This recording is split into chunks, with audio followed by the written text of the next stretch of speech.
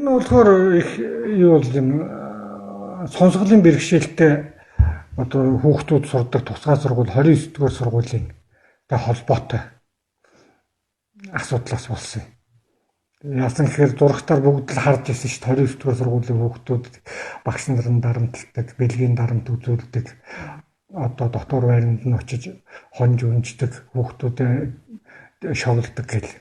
Тэгээд энэ юунаас болоод ингээл хүүхдүүд хөрхий хэвлэлийн баг хурал хийгээд тэгээд тэднэрээ ч бас хамгийн гол зорилго нь болохоор бүх хичээлээ дохионы хэлээр явуулж өгөөч гэдэг ганцхан шаардлага тавьсан.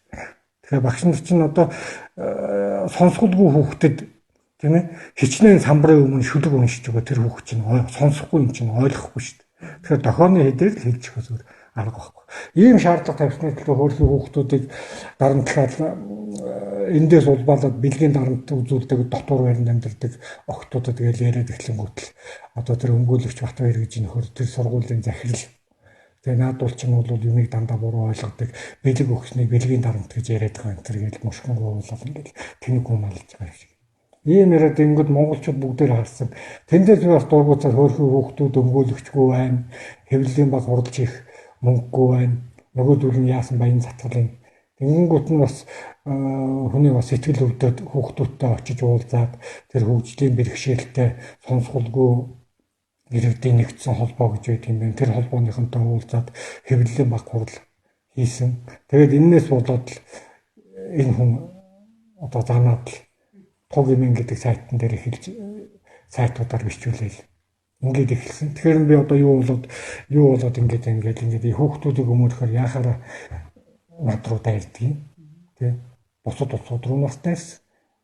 Ингээд хүүхдүүдийг өмөрч хамгаалж болдгоо мó гэж бодоод явсан чинь бол удаа дараа сайт телевизээр гаргал ярьсан л та. Тэгээд тэр байтугай одоо тэр ноён уулыг өмгөөлж байгаа өмгөөлөгч рүү дайрлаа гэж баахан олон улсууд хэвлэлийн баг хурал хийгээл дайраад бүгд л харсан баг. Ингээд яагаад судлаад үзсэн чинь харин тэр өмгөөлөгч Батбаяр гэдэг юм нөхөр бүгдийг зохион байгуулад тэгээд тэр Тугэмэн сайтын ариун туул гэдэг хүүхэнтэй бас холбоотой их нэгэн янз бүрийн асуудлууд гарч ирэл эндээс л ер нь маргаан эхэлсэн.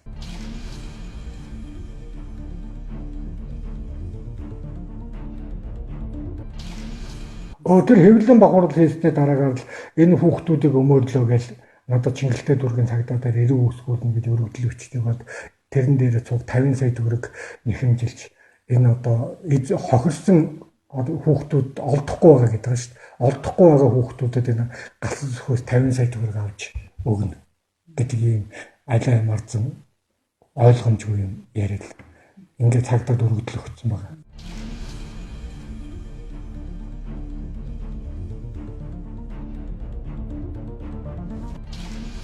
Энэний дараагаар бол би тэр хүнийг судалсан. Энэ ер нь ямар учиртай өмгөөлөгч гээл ороо уулган телевизийн зурагтаар гарч идэг. Ямар нөхөр байна гэж судлаад үзсэн чинь түн факттай нөхөр байна. Тэгээд тэрнийхэн дагуу бол энэ хүн бас үйлчлүүлэгчээ заллин нэхэлжээжээ гэдэг. Юугаар би сонин дээр энэ одоо энэ манай ноцтой мэдээ гэдэг сонин дээр бол бичигдсэн. Энэ дээр бол гарсан тэр бичгтээ бол би зүгээр одоо энэ нийслэлийн юуны прокуророос хэргийн хөөн хэлцэн хугацаа дуусаад хүчингү болгосон гэсэн би тогтоолыг нь үндэслэж бичсэн. Энэ хүн заллин хийсэн тогтоогдсон байна. Үйлчлүүлэгчээ одоо авилгатай тэмцэх газрын санчир гэдэг байцаагчийн нэрийг барьж үйлчлүүлэгчээс заллин нэхэлж мөнгө төгрөг авсныг нь Чингэлтэй дүүргийн цагдаа тогтоолоо. Энэ хүн заллингийн хэрэг хийсэн байна. Гэвч хөөн хэлцэх 6 сарын хугацаанд дууссан учраас хэргийг хэрэгсэхгүй болгосгой гэсэн тогтоолыг үндэслэж манай сонин дээр нийтлэл гарсан. Ийм ёс суртахуунтай хүн үйлчлүүлэгчээ залилдаг өмгөөлөгч гэдэг ийм хүн ингэж хүн өмгөөлж байна гэдэг ингээд телевиз дараатайгаар яриад яваад иж болох уу гэдэг ёс суртахуун ёс зүйн үүднээс нь битээ.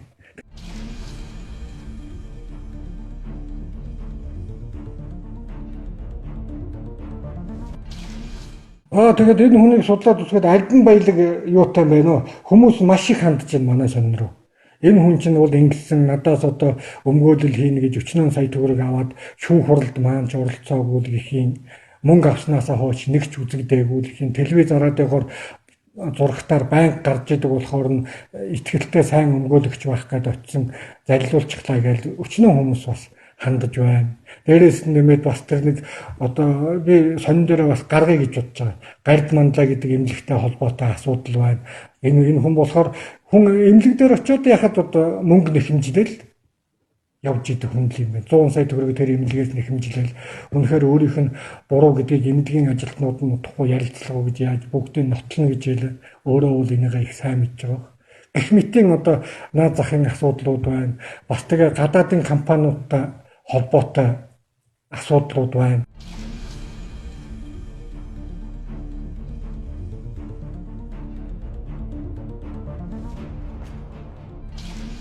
Ингээд байж итэл тэр туг эмэн гэдэг сайт дээр гараад ирдэг. Тэр бүмтэн өмгөөлөгч гээл. Татварт 108 сая төгрөг төлсөн гэл. Тэгээд 16 он 108 сая төгрөг төлсөн. Тэгэнгүүт л нөгөө телевизэн тэр Болтко шудраг ярий гэдэг ток шоунд оролцож байгаа л одоо яах вэ? Би сонсолт үзсэн. Тэгтэл одоо ярьж байгаа. Намайг одоо сайтууд худлаа доромжилж өчээд байгаа нь 108 сая төгрөг яасан. Би бол 100 уулын татвар нь 107 гаруй сая төгрөг байсан. Би бас эрхний тоо 108 байдаг гэж бодоод бэлгшээгээд 108 сая төгрөг төлсөн гэдэг. Нөгөө сайт нь болохоор мөнгө төлсөн банкны капитан зээг нь хувлаад тавьчихсан тий. Одоо татварын газар чинь тэгээд хэн ямар татвар төлснийг тэгээд капитан зээг нь өгж идэг болцсон юм хаашаа. Одоо Монголд ингээ бодоод үзэхэд үүдээ тийм дайны орлого болдог өмгөөлөгч гэж би л сонсоогүй.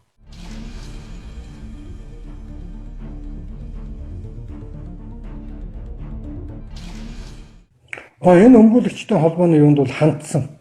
Тэгээд өмгөөлөгчтэй холбоонд хандгууд энэ хүн чинь өмгөөлөгчтэй холбооны гишүүн биш юм бэ. Биднэрт хамаагүй. Энэ бол Батбаяр гэдэг өмгөөлөгч бол өмгөөлөгчтэй холбооны гишүүн биш шүү. Биднэртээ бол ямар харьцаа байхгүй гэж өмгөөлөгчтэй холбооноос албан ёсоор мэдгдсэн. Тэгээд бас Монголын хуульчдын холбоо гэдэг байгууллага байдаг юм. Энэ байгууллага руу бас хандсан. Одоо энэ ингээд юу баримт юм одоо байж байна.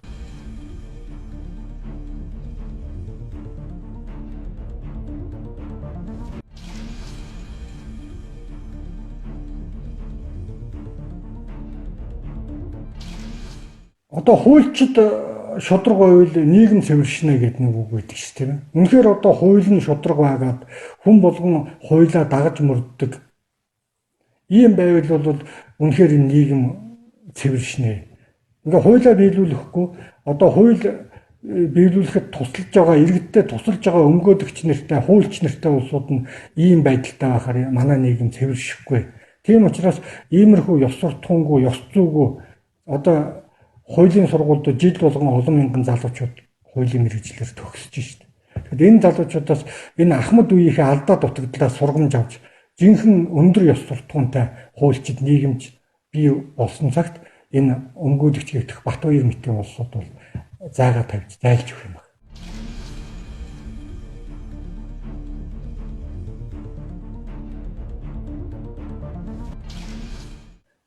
Нэг гадар ороод ирэнгүүт энэ өмгөөлөгч Батбаяр гэдэг нөхөр биднийг бас шүүхэд өгөх гэж байгаа, цагдаа өгөх гэж байгаа юм биш байгаа даа гэл ингээд айдаг ийм байдалтай болцсон байна шүү дээ. Хуульч хүн чинь ард түмнийхээ нөхөр байх иргэдийнхээ хамгийн ойр дотны туслагч байх ёстой гос биш. Айлган дарамтлж явах ёсгүй үст. Ганцхан Батбаяр гэдэг хүнээс болоод бүх Монголын хуульчид одоо харлаж магадгүй. Тийм учраас би бүх асуудлыг хууль хяналтын байгууллагаар шийдвэрлүүлнэ. Тэ би бүх материалуудаа цуглуулж бэлдэж байна. Удахгүй гаргана.